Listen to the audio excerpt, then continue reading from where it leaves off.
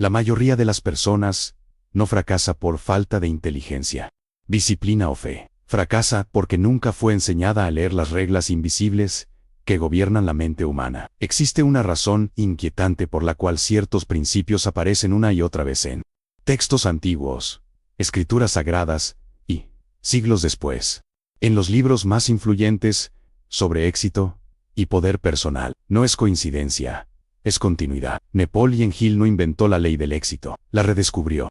Y lo más perturbador es que aquello que él sistematizó ya estaba codificado, en silencio, en la Biblia. En este video, vas a comprender cómo esos principios funcionan a nivel psicológico, porque siguen activos hoy y, sobre todo, cómo aplicarlos de forma consciente, sin caer en las trampas mentales que destruyen a la mayoría. Quédate hasta el final para comprender cómo aplicar este principio de forma consciente. El fracaso no hace ruido cuando llega, no irrumpe, no avisa. Se instala lentamente, como una sombra, que se alarga al final del día. Las estadísticas modernas muestran que la mayoría de las personas abandona sus objetivos, no por falta de recursos, sino por una erosión interna progresiva, pérdida de dirección, dispersión mental, diálogo interior corrosivo. Pero este fenómeno, que hoy la psicología cognitiva intenta explicar, ya estaba descrito, hace milenios, con un lenguaje simbólico y brutalmente preciso. Napoleon Hill llamó a esto definición de propósito. La Biblia lo expresó de forma más inquietante: donde no hay visión, el pueblo perece. No es una metáfora poética, es una advertencia psicológica. Hill entendió que la mente humana no tolera el vacío. Cuando no hay una imagen clara, sostenida y emocionalmente cargada del futuro, la mente entra en modo automático, y en ese estado, cualquier influencia externa puede tomar el control. La ciencia moderna confirma esto a través de estudios sobre atención, dopamina y redes neuronales por defecto. Cuando no diriges conscientemente tu enfoque, tu cerebro se rinde al estímulo más fuerte, no al más verdadero. En términos neurológicos, la corteza prefrontal es responsable de planificación y autocontrol, se debilita. En términos bíblicos, el hombre se extravía. Dos lenguajes distintos para la misma tragedia interna. Las tradiciones espirituales antiguas ya lo sabían. El budismo hablaba de la mente indisciplinada como un mono ebrio. La filosofía estoica advertía sobre vivir sin logos, sin eje racional. El cristianismo utilizó la imagen del hombre dividido, incapaz de servir a dos señores. En todos los casos, el mensaje es el mismo: una mente sin dirección se convierte en territorio ocupado. Los signos de peligro no aparecen como un colapso evidente, surgen como escenas silenciosas: procrastinación que parece descanso, distracciones que se disfrazan de merecido alivio, decisiones pequeñas, aparentemente inocentes, que desvían el rumbo día tras día. Es el sorriso venenoso de la comodidad que adormece la voluntad. A nivel colectivo, este principio es devastador. Familias enteras viven sin una visión compartida, atrapadas en la repetición de patrones inconscientes. Grupos sociales adoptan narrativas que no eligieron. Campos de distorsión de la realidad, donde el ruido reemplaza al sentido. Sociedades completas pueden ser poseídas por ideas que no examinan, solo porque llenan el vacío. Hill observó esto en los fracasos masivos durante la Gran Depresión. La Biblia lo narró siglos antes como pueblos que caminaban en tinieblas. La psicología social moderna lo llama contagio emocional y pensamiento de masas. Cambia el nombre. El mecanismo es idéntico. El protocolo de protección comienza con una acción incómoda: retirada estratégica del ruido. La conciencia debe convertirse en escudo, establecer un límite inmediato entre lo que entra en tu mente y lo que decides alimentar. Definir, por escrito, una imagen clara del propósito, no como deseo, sino como mandato interno. Repetirlo hasta que la mente lo reconozca como territorio propio. Este no es un acto motivacional, es supervivencia psicológica. Porque al final, la verdad más perturbadora es esta: la mente que no se gobierna a sí misma siempre terminará sirviendo a algo o a alguien que no eligió conscientemente. Y ese eco, una vez instalado, no se silencia fácilmente. La mayoría de las personas cree que la fe es un acto espiritual, una emoción, un consuelo. Esa es la primera mentira peligrosa. Napoleon Hill fue explícito en algo que incomodó tanto a religiosos como a escépticos: la fe no es mística, es funcional. no depende de lo que crees, sino de cómo programas tu mente para actuar bajo presión, incertidumbre y miedo. La Biblia ya lo había expresado de forma brutalmente directa. La fe es la certeza de lo que se espera, la convicción de lo que no se ve. No habla de emoción, habla de certeza interna sostenida, en ausencia de evidencia externa. Eso, en términos modernos, es un estado cognitivo avanzado. La neurociencia actual confirma que el cerebro no distingue completamente entre una experiencia real y una experiencia intensamente imaginada con carga emocional. Estudios sobre visualización, expectativa y placebo muestran que cuando la mente entra en un estado de convicción profunda, se activan los mismos circuitos neuronales que se activarían y el resultado ya estuviera ocurriendo. El cuerpo obedece, la conducta se alinea, las decisiones cambian. Hill llamó a esto fe aplicada. La Biblia lo llamó caminar por fe y no por vista. No es poesía, es ingeniería mental. Las tradiciones antiguas lo sabían. Los chamanes utilizaban rituales para inducir estados de certeza. Los monjes entrenaban la contemplación prolongada hasta que la duda se disolvía. En la mitología, los héroes solo cruzaban el abismo cuando ya se comportaban como si el puente existiera. El símbolo siempre fue el mismo. La realidad sigue a la convicción sostenida, pero aquí aparece el peligro invisible. La fe mal dirigida es uno de los mecanismos más destructivos de la psique humana. Cuando la convicción se instala sin conciencia, puede volverse fanatismo, autoengaño o dependencia. El sorriso venenoso vuelve a aparecer. Creer sin cuestionar, repetir sin comprender, obedecer sin discernir. Las escenas de alerta son silenciosas y escalofriantes. Personas defendiendo ideas que las dañan. Individuos justificando su propia miseria con narrativas aprendidas. Grupos enteros, atrapados en campos de distorsión donde la fe ya no lidera, sino encadena. Hill lo observó en las masas manipuladas por líderes carismáticos. La Biblia lo describió como ciegos, guiando a otros ciegos, a nivel colectivo. La fe inconsciente se convierte en posesión psicológica. Familias transmiten miedos como si fueran virtudes. Sociedades adoptan dogmas emocionales que bloquean el pensamiento crítico. La identidad se fusiona con la creencia, y cualquier cuestionamiento se vive como una amenaza existencial. El protocolo de protección aquí exige frialdad y disciplina. La conciencia debe convertirse en filtro. No toda fe merece ser alimentada. La fe auténtica, la que Hill defendía y la Biblia insinuaba, exige alineación entre pensamiento, emoción y acción. Exige pruebas internas, no externas. Exige observar si una creencia expande tu capacidad o la reduce. La retirada estratégica implicas silencio, observación, preguntas incómodas. ¿Esta convicción me fortalece o me debilita? ¿Me acerca a mi propósito o me anestesia? La fe consciente no teme al análisis. Lo atraviesa, porque la verdad más oscura es esta. La fe es una herramienta. En manos conscientes, construye imperios interiores. En manos dormidas, cava tumbas invisibles. Y una vez que la mente aprende a creer sin pensar, el eco de esa rendición, perseguirla durante toda una vida.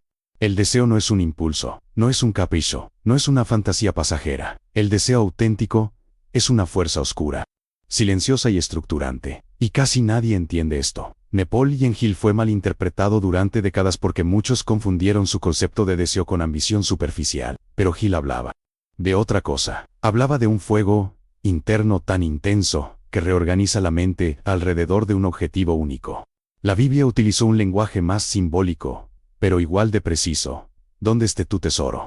Allí estará también tu corazón. Eso no es moral, es mecánicas, psicológica. La neurociencia moderna confirma que el cerebro prioriza aquello que recibe carga emocional constante. Los sistemas atencionales se reconfiguran. La percepción se vuelve selectiva. Oportunidades que antes no existían comienzan a aparecer, no porque el mundo cambió, sino porque el filtro mental cambió.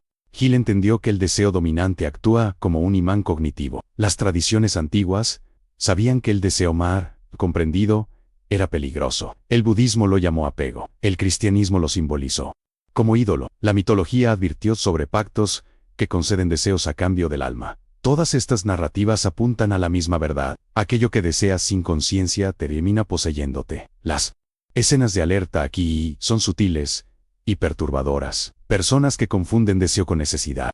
Individuos que persiguen metas heredadas, no elegidas. Vidas enteras sacrificadas en altares que nunca prometieron salvación. El espelo escurecido aparece cuando el éxito externo no produce sentido interno.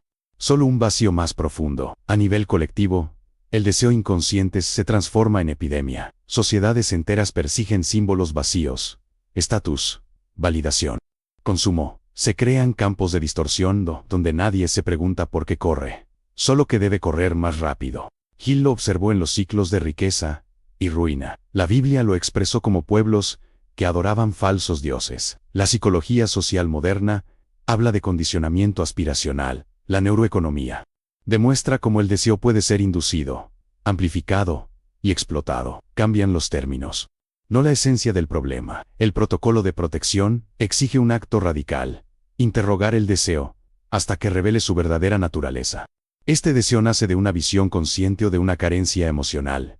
Construye algo duradero, o solo anestesia una herida. Aquí, la conciencia vuelve a ser escudo. El límite inmediato es no comprometer la identidad por recompensas temporales. La retirada estratégica implica redefinir el deseo como propósito disciplinado, no como hambre emocional. Hill insistía en escribir el deseo, verlo, sentirlo, pero también someterlo a una ética interna. La Biblia insinuó lo mismo cuando habló del corazón como territorio sagrado. Este canal existe para quienes buscan entrenar la mente con ideas prácticas y profundas, porque la verdad final de este principio es inquietante. El deseo siempre exige un sacrificio. La única pregunta es si sacrificarás tu inconsciencia o tu alma.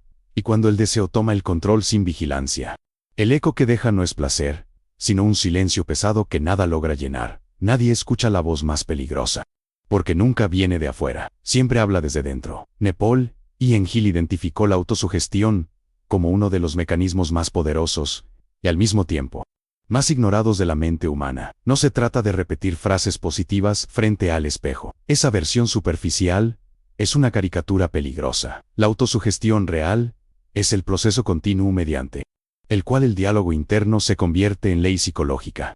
La Biblia lo expresó con una frase inquietante y directa: tal como piensa en su corazón, así es.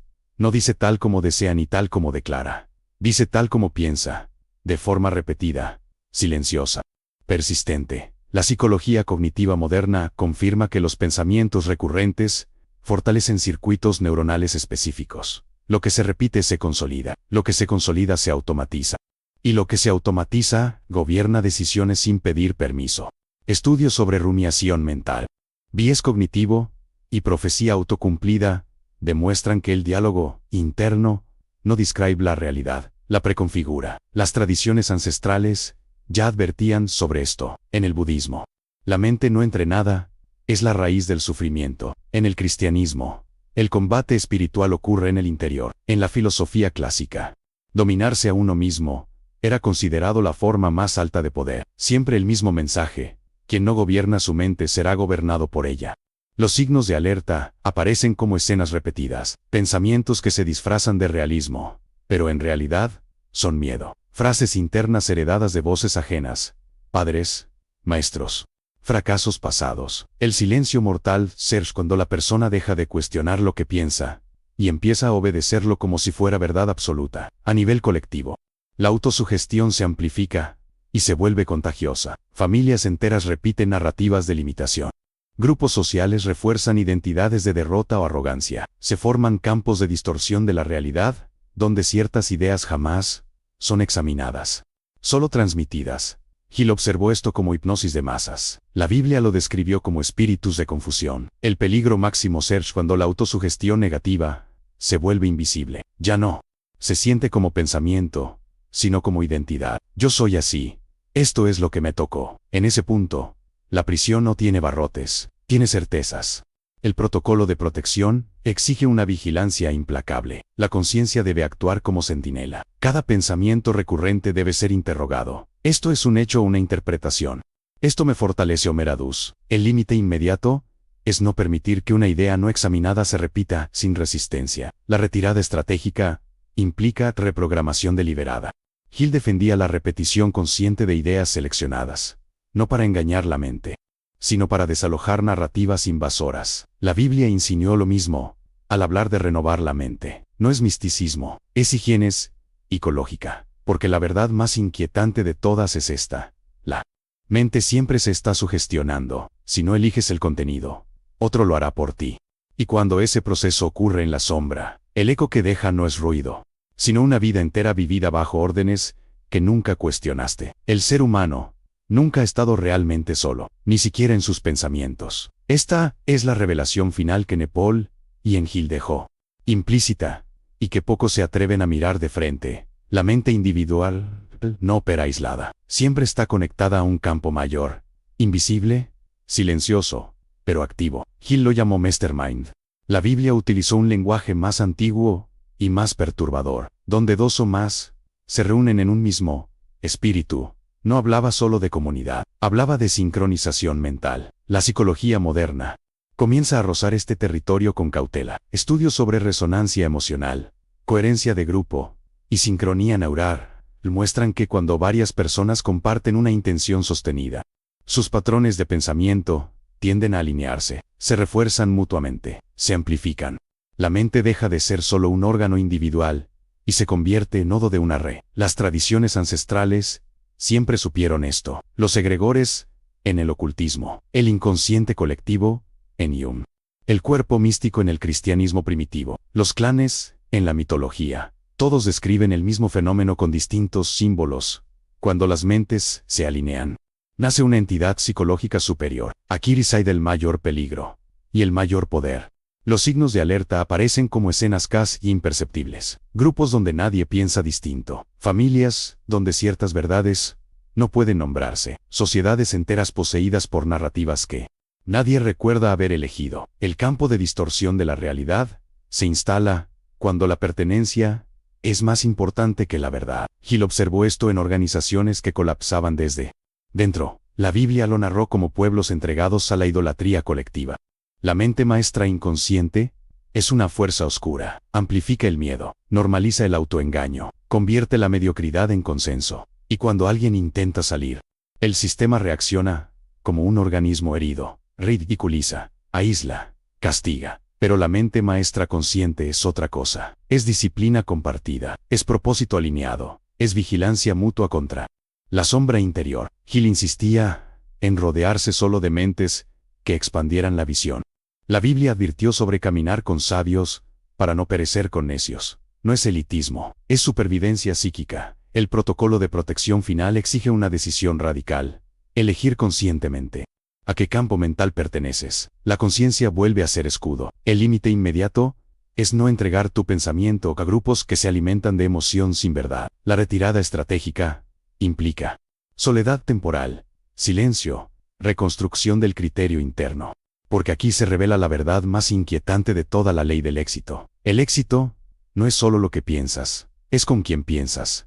Y, sobre todo, a qué conciencia colectiva te estás sometiendo sin darte cuenta. La Biblia no prometía prosperidad automática, advertía sobre el camino estrecho. Hill no prometía riqueza fácil, exigía dominio interno absoluto. Ambos hablaban de lo mismo, desde extremos distintos del tiempo. La mente es un templo o una prisión, según quien la gobierne. Y la frase final que queda resonando, como un susurro oscuro, es esta: no todo fracaso nace del error. Algunos nacen de haber pensado correctamente dentro del grupo equivocado. Si este contenido te aportó claridad, continúa con el siguiente video y profundiza más.